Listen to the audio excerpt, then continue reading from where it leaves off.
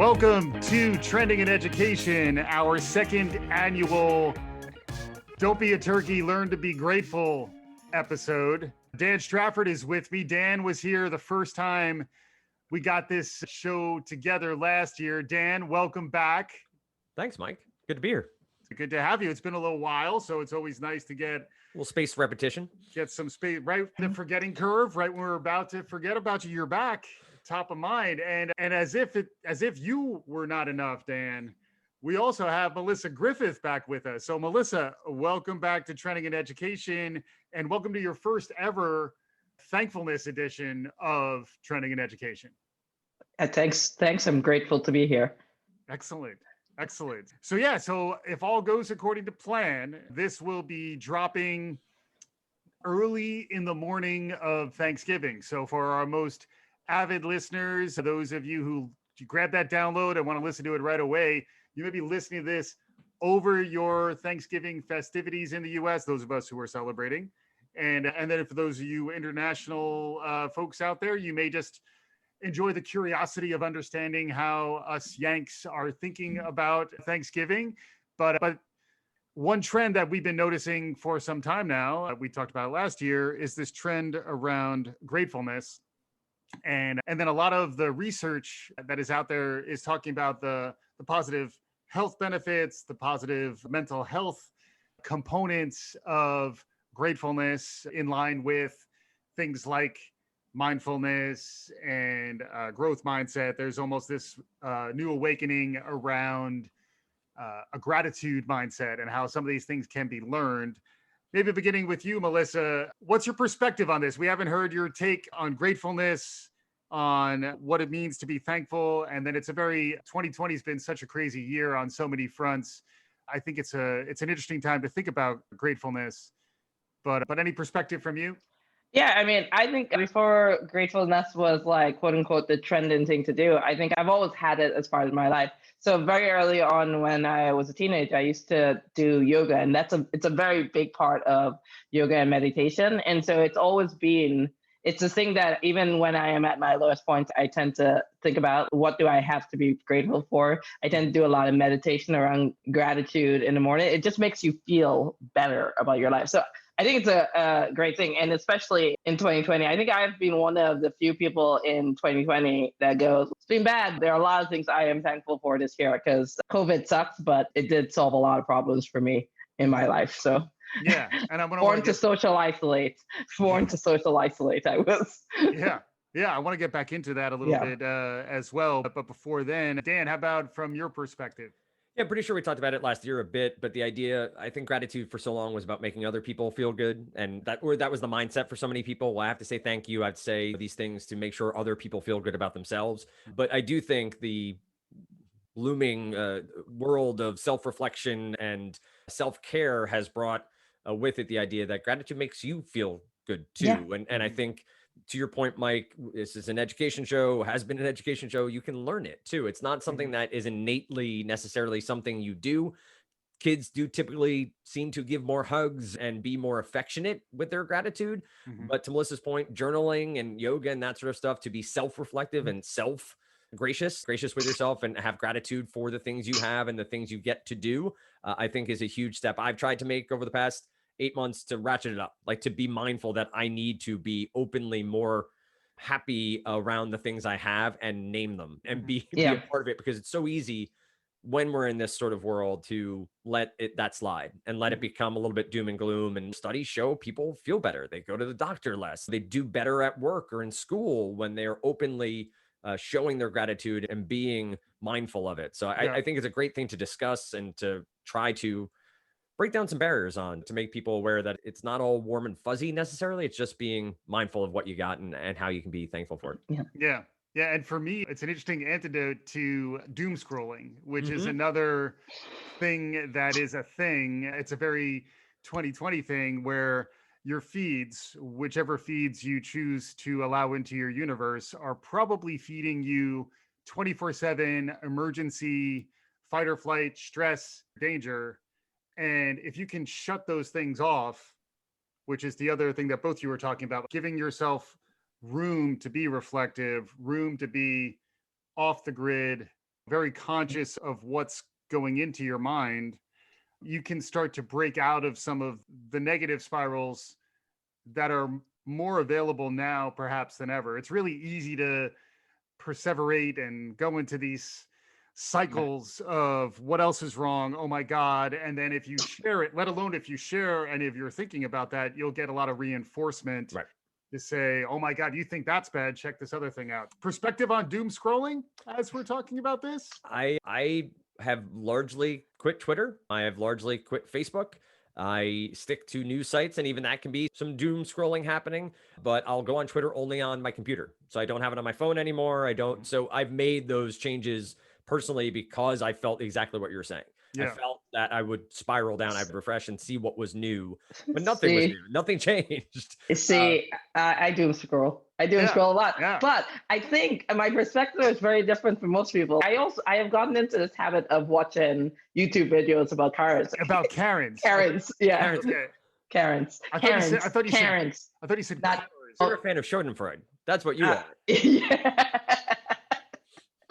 No, I don't take pleasure. I do not take pleasure from out of it, but it does give me perspective to my life. I live a pretty good life, and even that kind of animosity that people show, or even doom scrolling, like all the hate in the world, like just makes me feel like thankful that I'm not around that. Yeah. Like I do not surround myself with people who act that way in either direction. So in essence, you're saying you are grateful for the opportunity to doom scroll, because that can actually have some net benefits just by comparison. That may be right, but I'm not gonna admit it. Well, what I'm hearing from both of you is the idea of being intentional about your time. Absolutely. So if you're doom scrolling, it's not because you stumbled into it absentmindedly and suddenly you're spending hours upon hours of time. You're at least hopefully reaching the level of awareness that I'm doing this as an outlet. I'm doing this as a coping mechanism, or not. I mean, what's the deal, Melissa? I mean, I sleep like a baby after I watch them before I go to bed. So no. Then I'm gonna do some self-reflection. And that will be my self-reflection today. It's knowing limits, and to your point, it's not adversely affecting you, so there's no reason to. It's anything, right? Anything in moderation. You hear that cliche all the time. Mm-hmm. It doesn't affect you poorly. Me, I doom scroll before I go to bed. I don't sleep right away. It affects me where I need to actually detach from it, plug my phone in downstairs, head upstairs to go to bed, because just separating those things out has been a large thing. And I have to say, my wife is largely responsible for me even thinking gratitude is an important thing. Yeah. 12 years, she's done an amazing job with our kids. We do a grateful list before bed for them to try to calm them down and put a positive spin on the day, no matter what happened during the day. Mm-hmm. But I do think what I find intriguing for you, Melissa, is the doom scrolling. It doesn't affect you in that way. It doesn't change your premise. It doesn't change your perception. Whereas for, I think, a decent amount of people who doom scroll, and listen, there is some fun in doom scrolling. There are some times where I'm like, this is pretty funny. Mm-hmm. But I do think more often than not, though, to Mike's point, it's just a rabbit hole for me, where it's too much to go through. Along the lines of gratefulness as it relates to learning, one of the quotes that I've been using a lot this year is Nelson Mandela's, "I never lose, I either win or learn." And the idea is that you have this opportunity to even be grateful for failures and to demonstrate your ability to actually grow through those difficult times. It's one thing that we did talk about earlier in the year, particularly around some of the racial unrest that was there. Embracing the discomfort that you feel around difficult conversations, because those tough times and those difficult feelings are something you should be grateful for, in that you're surfacing something that probably needs to get worked through. Thoughts on that, Melissa? Yeah, I mean, I think that's exactly right. I think, as you well know, I had a hard time with a lot of the racial unrest earlier on in the year, but it forced me to self-reflect, right? And it forced me to think about it. And it forced me to have more open conversations with my friends and colleagues about it. And to be, even this time, and I'm horrified by where the world is right now in this moment, but I'm also using it as an opportunity to ask more questions. And I invite the other perspective, because I am most struggling with how you have a country that's so very divisive in this. And like, I look at it as every time, like I am obviously grateful that the Biden-Harris ticket won, Mhm. But I am super concerned. I keep pointing out to most people about the 73 million votes in Congress that voted for Trump and are so passionate, are now feeling exactly how we felt in 2016. And that shouldn't be like, you shouldn't have a nation that divided. So I think all of this is an opportunity to learn. I think, Melissa, to your point, there's a grace involved there. One of the definitions of gratitude, of talking about 2016 versus 2020 and understanding how we or you or I felt then and how people may be feeling today, and being, grateful for the opportunity to maybe take a deep breath, listen for a little bit, and then hopefully move forward. I think you're spot on with, there are still major problems. There's still major things that this isn't a blank slate. It's not like the last 4 years didn't happen and things need to move forward. But I think from a learning perspective and from gratitude this year, to your point, Melissa, there are things that happen, and the negative hopefully allowed people to learn, to be self-reflective, to take the time to maybe question themselves or question those around them on certain things that in the past had been taboo, or whatever the word you want to use. And I think, to your point, COVID and the unrest were really awkward and troublesome things that were happening. But I am, to an extent, grateful that COVID happened because of the family time I got. And now I'm over and done with it now. But I'm grateful that we had so much time together. And for the unrest, like, I'm grateful that people were out in the streets demanding change, and that caused uncomfortable conversations to happen. And that, I think, is, for a society, for a culture, I'm grateful that there are people out there who are willing to fight for what they believe in and to push conversations forward. And I think we're in a place now where people are getting more and more comfortable with that, getting more aware that it needs to happen. And that's the self-reflection to me. That's the being grateful for what we have and knowing what we want, and knowing where we want to go is a big deal. Right. Another thing we've talked about around thankfulness is being thankful for feedback and learning. Another thing to learn is to just accept feedback, particularly when it's critical, and be thankful for it. Melissa, I know that's something you and I have talked a lot about, but I've been reflecting more on that. Any perspective from you on that? It was a tough lesson. I believe we went through we did it mockingly, and it actually has become something I'm a lot more thankful for it. I used to say thank you for your feedback as a way to not say some other words, but truly, I think in my last, and it is when I have grown the most, is when I finally learned that feedback is not a bad thing. It's actually a good thing, and especially if you take it in the intent it's given, and you reflect on it. So I was joking with somebody the other day. I was like, look, my new perspective on feedback is, when you're telling it to me, I don't like it, but I realized that in about 2 minutes to 2 days later, I'm gonna internalize and reflect on it. So now I just accept it right away, because I know I'm going to come to the point where I accept the feedback. So it's easier to just in that moment, just release all the being judged that you're feeling. And I think that's an important fact. And I think, just going back to the whole even 2020 and the world, that's what I think a lot more people need to be able to do. Like, all the fights we're having, I don't think we are that far apart. I think we have locked in just for the sake of winning, because we do not like the other side winning all the time. And I think that's not going to change unless we start to accept, like, where we are as a country, where we need to go. Yeah. Right, together.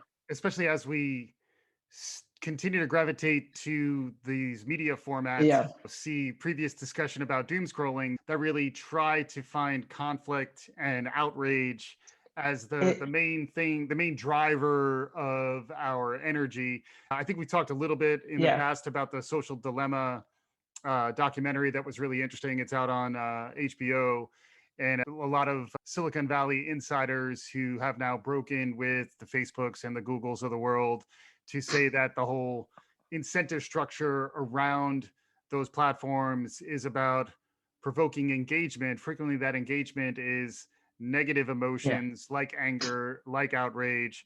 So I do think there's real hunger for something new and different. And part of what's been new and different, to your point, Dan, I think has been spending time with that very small group of people you are personally, physically connected to. And how I think all of that has forced us to shift our mindsets, our perspectives.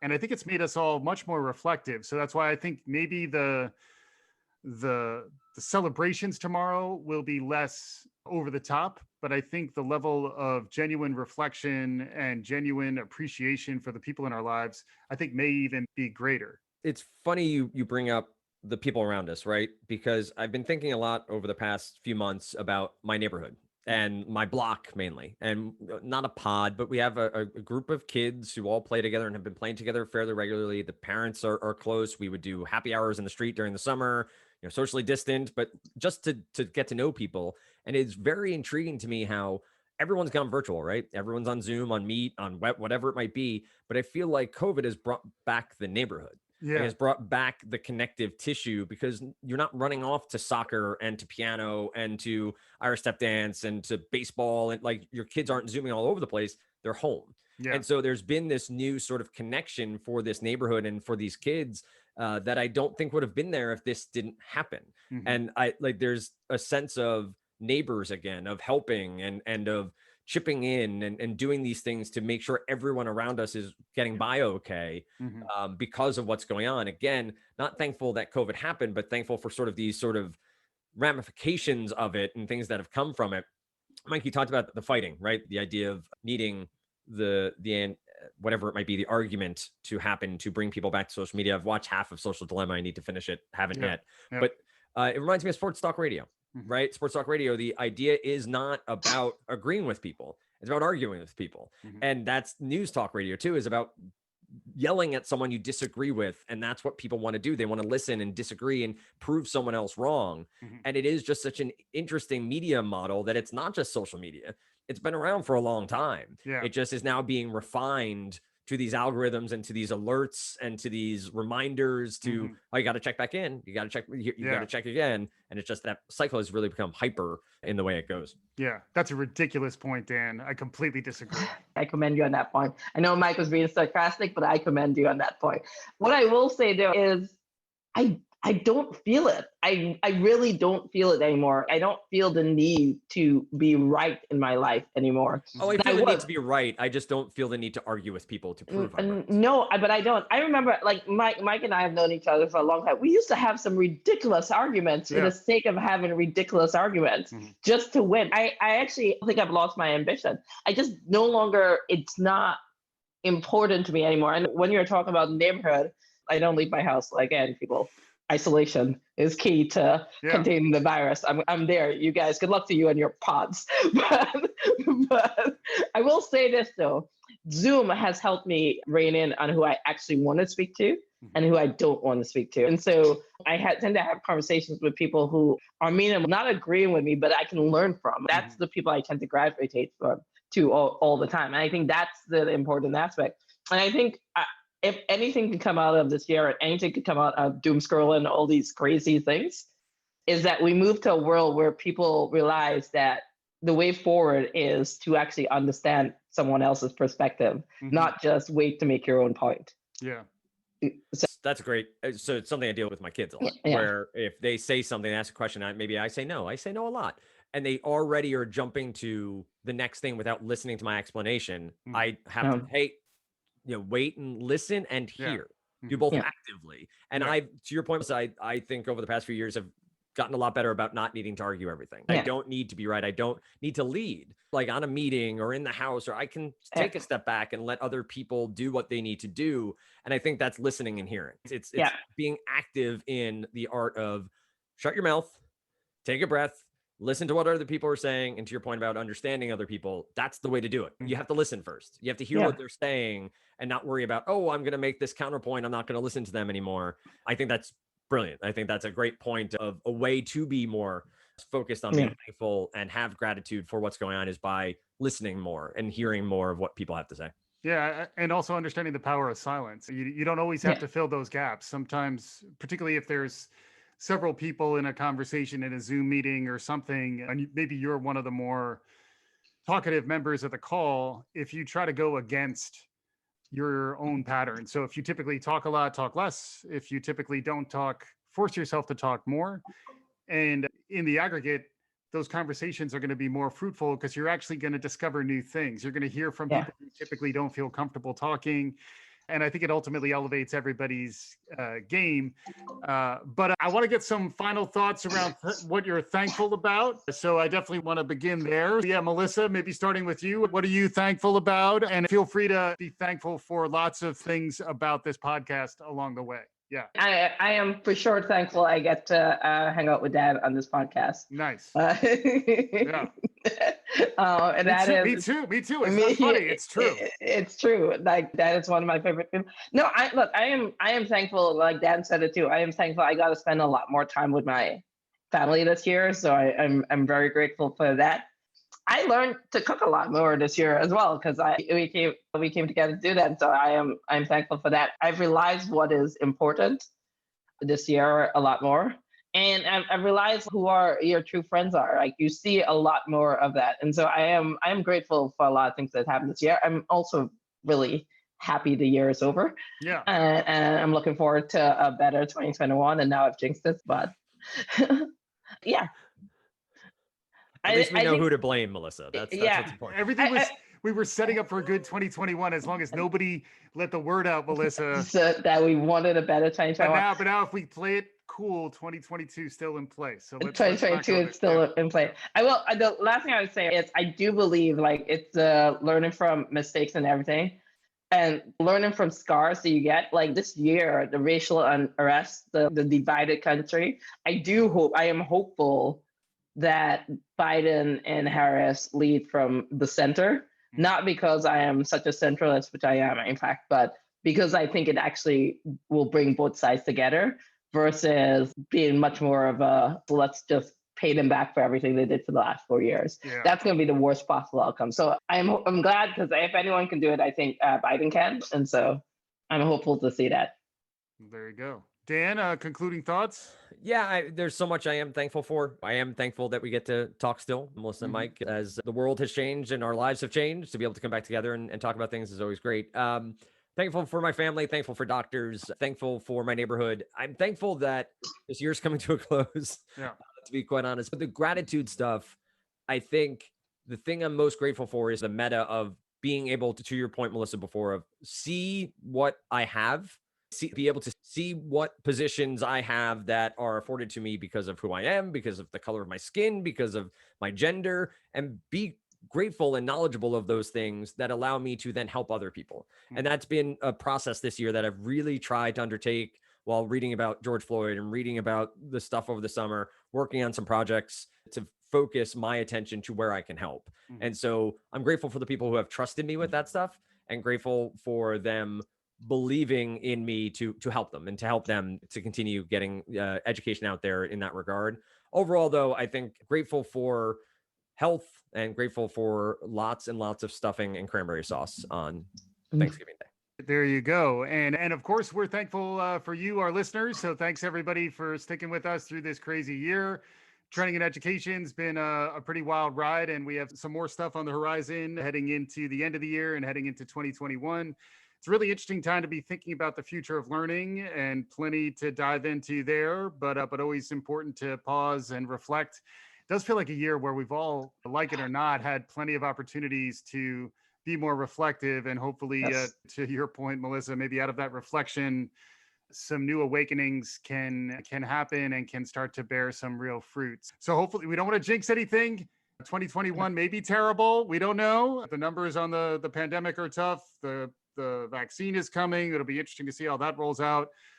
Plenty of angles to pursue in terms of predictions and expectations in terms of the world of learning. We'll dig back into that in the future.